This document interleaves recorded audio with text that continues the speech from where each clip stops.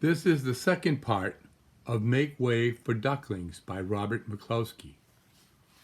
If you recall, the eggs were in the nest, and now, one day, the ducklings hatched out. First came Jack, then came Cack, then came Lack, then Mack and Knack and Quack, and Pack and Quack. Mr. and Mrs. Mallard were bursting with pride.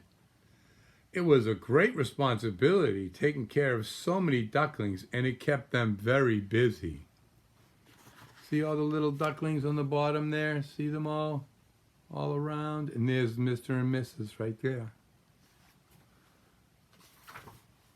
One day, Mr. Mallard decided he'd like to take a trip to see what the rest of the river was like further on. So off he set. "I'll meet you in a week in the public gardens," he quacked over his shoulder. "Take good care of those ducklings." "Don't you worry," said Mrs. Mallard. "I know all about bringing up children." And she did. See, there he goes, down the river, and all the ducklings staying with Mrs. Mallard. She taught them how to swim and dive.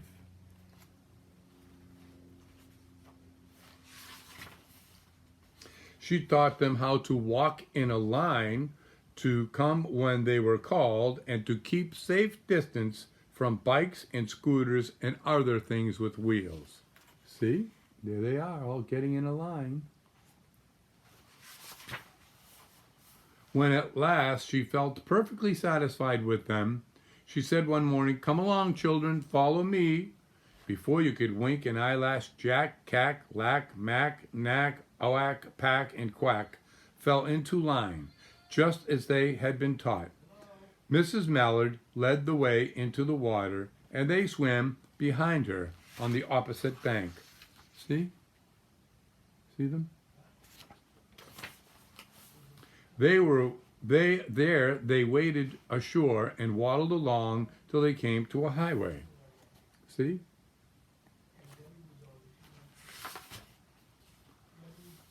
Mrs. Mallard stepped out to cross the road. Honk, honk went the horns on speeding cars. Whack, whack went Mrs. Mallard as she tumbled back again. Whack, whack, whack, whack went Jack, Cack, Lack, Mack, Knack, Oack, Pack, and Quack, just as loud as their little quackers would quack. The cars kept speeding by and honking, and Mrs. Mallard and the ducklings kept right on quack, quack, quacking. See? Look at the cars are honking, the ducks are quacking. They made such a noise, Michael came running, waving his arms and blowing his whistle. See Michael, the policeman? He planted himself in the center of the road, raised one hand to stop the traffic, and then beckoned with the other, the way policemen do, for Mrs. Mallard to cross over. See? He's letting all the ducks go across.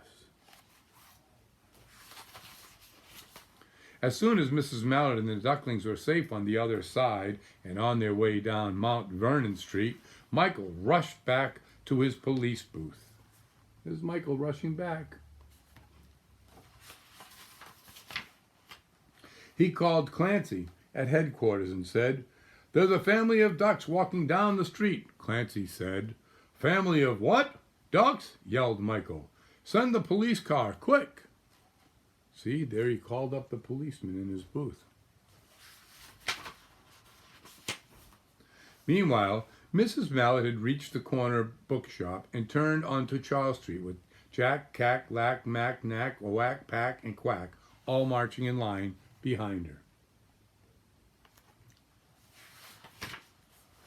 Everyone stared. An old lady from Beacon Hill said, "Isn't that amazing?" And the man who swept the street said, "Well, now, ain't that nice?" And when Mrs. Mallard heard them, she was so proud she tipped her nose in the air and walked along with an extra swing in her waddle. See that? She's so proud. When they came to the corner of Beacon Street, there was a police car with 4 policemen that Clancy had sent from headquarters. The policemen held back the traffic so Mrs. Mallard and the ducklings could march across the street. Look at all the policemen holding up the traffic and Mrs. Mallard crossing the street right there. There you go. Right into the public garden. There they are going into the public garden. See that?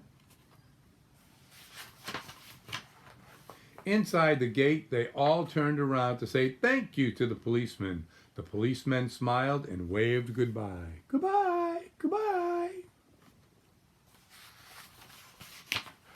When they reached the pond and swam across to the little island, there was Mr. Mallard waiting for them, just as he had promised. Can you see him waiting? There they are, and he's waiting right up there. There he is. See him waiting? The ducklings liked the new island as much as they decided to live there.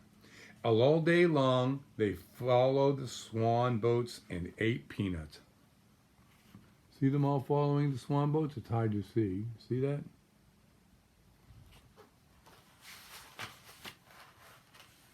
And when night falls, they swim into their little duck island and go to sleep. See them all going across? They're going to go into their island and go to sleep. See that?